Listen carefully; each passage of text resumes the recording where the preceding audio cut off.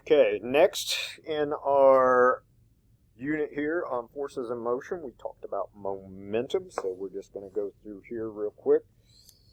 And we are going to talk about what momentum is, how to calculate momentum, and the law of conservation of momentum. So again, just a quick review here. What is momentum? I asked you this on a quiz, and if you got that extra point right, you realize that momentum is nothing more than the mass of an object in motion.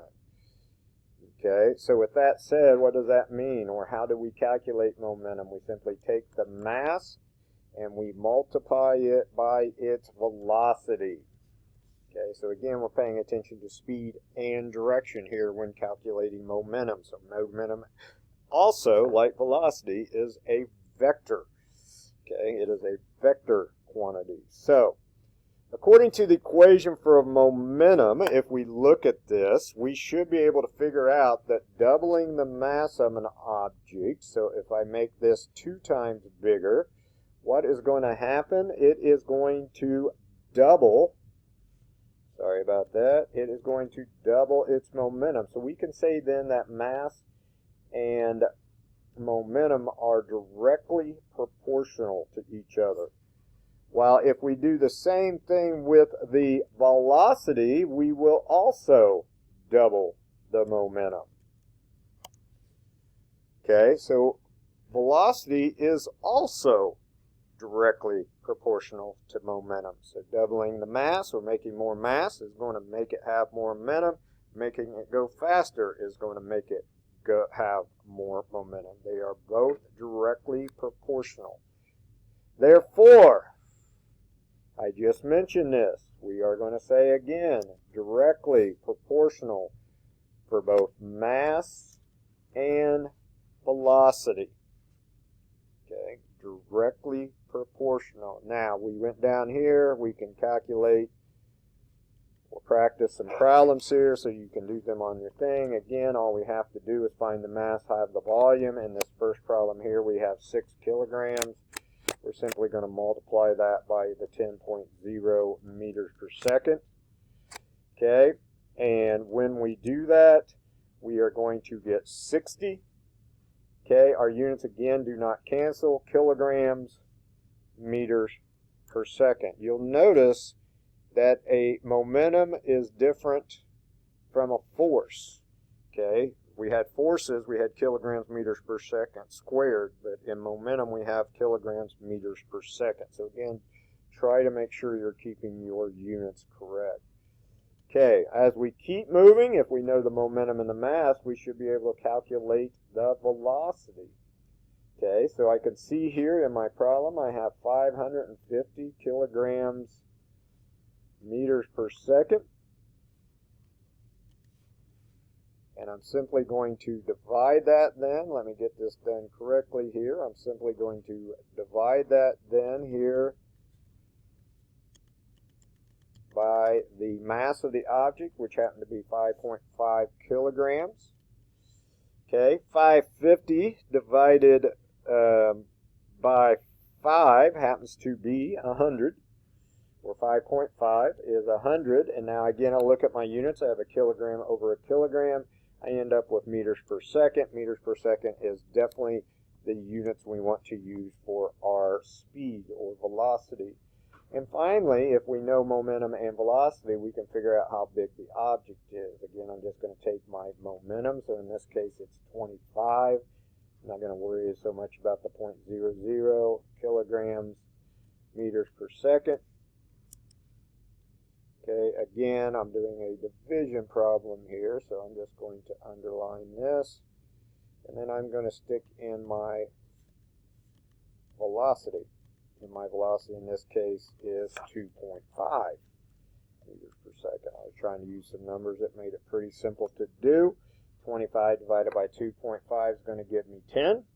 In this case, I see that the meters per second are going to cancel out. I'm left with kilograms, and that is definitely a unit of mass. So again, momentum, very simple to calculate.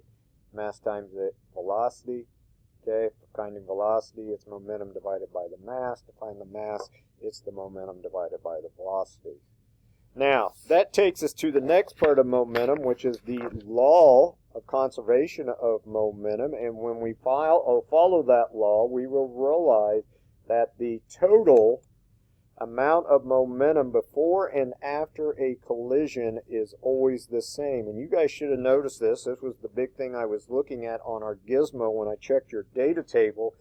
Did your momentums cancel out before, or were they equal before and after? Did not matter how much you changed the masses, did not matter how you changed the velocities, you were going to get up, even up, before and after with the same total amount of momentum. So let's apply this. Let's just use some common sense, and we look at freight car A. It's moving forward at 8 meters per second. It runs into an identical freight car. That means it's the same mass. That one is moving forward at 2 meters per second. They're both going forward, so they're both moving in the same direction. We've had both positive velocities for both. After that collision, freight car continues forward, so it keeps moving in the same direction, but speeds up to 8 meters per second. First of all, since freight B is moving by itself and the two cars did not join together, okay, this is what we call an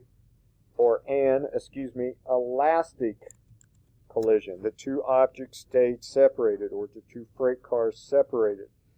As a result of this, the freight car, and this should say freight car A, will continue forward at what?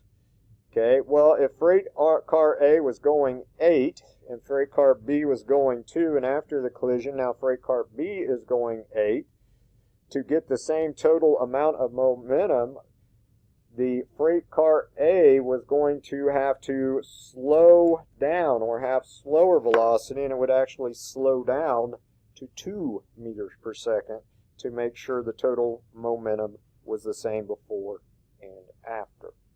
Okay, so we're just using a little common sense. We should have been able to figure that out.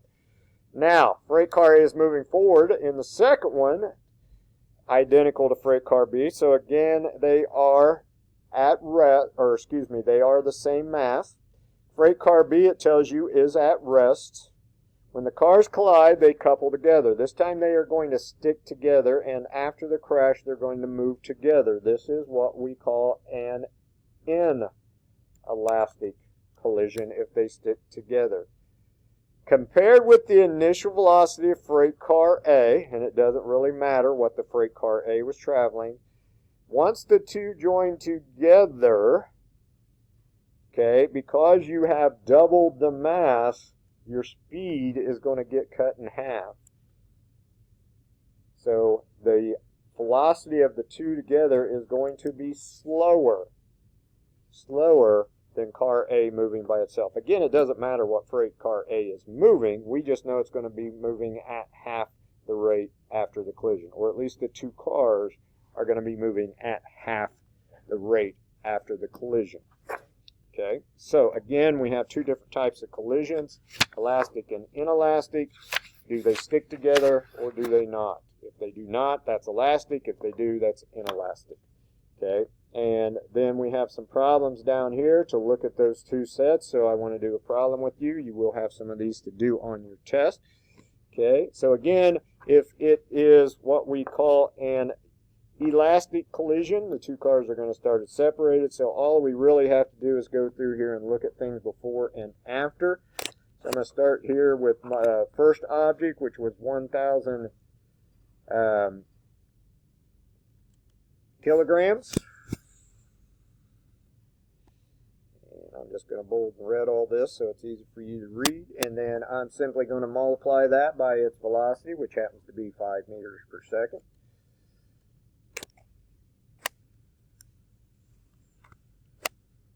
And that is my first car. I'm going to add that to my second car. My second car has a mass of 2,000 kilograms. And it is moving at a velocity of 2 meters per second. And now, after the collision, the 2,000 kilogram car, so the masses do not change. It's only the velocity that changed. Okay, Now it, has sped up to that. The 1,000 kilogram car, I had these backwards at first. Okay. We're trying to find out what its final velocity is. So we're trying to find V1 here.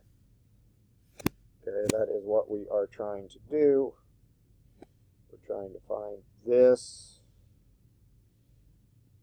Okay, so we're finding V1 there. Sorry, that should have been a subscript, not a superscript. So we're going to find our mass of our second car here. That is the 2,000 kilogram car.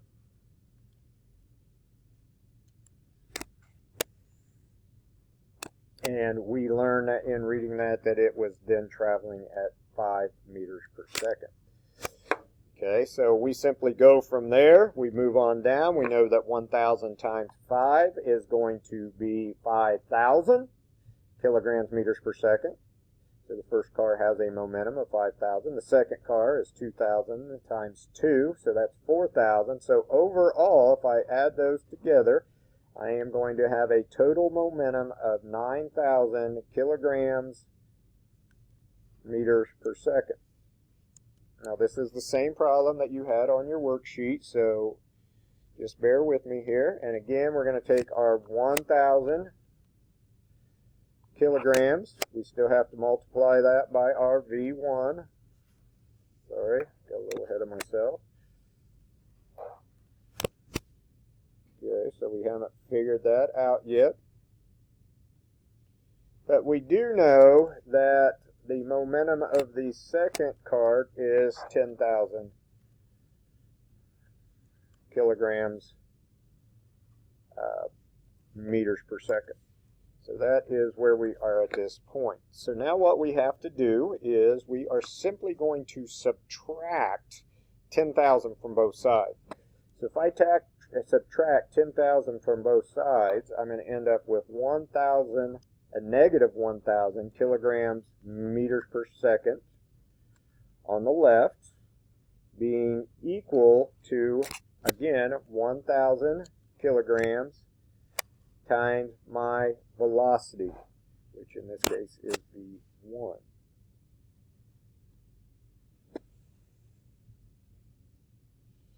Now, in order to get this to work, obviously then what I am going to have to do, I'm going to have to go through here and I am going to have to divide both sides. Okay, I'm going to have to divide both sides by 1,000, so obviously I end up with negative 1. Let me try this again.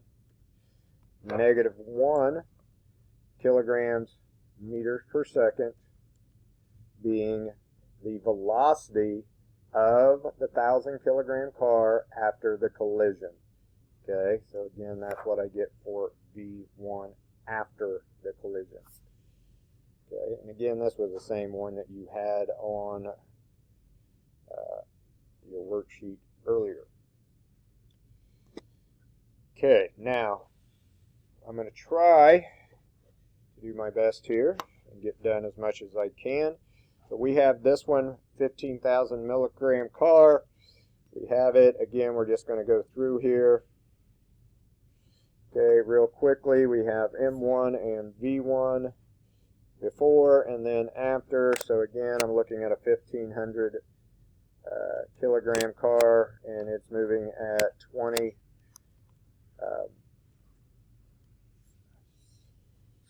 meters per second.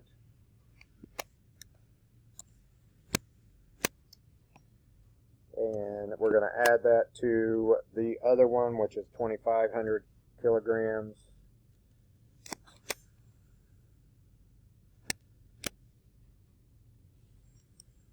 And that, is going to be equal to the two together. The two together come out to 4,000 kilograms.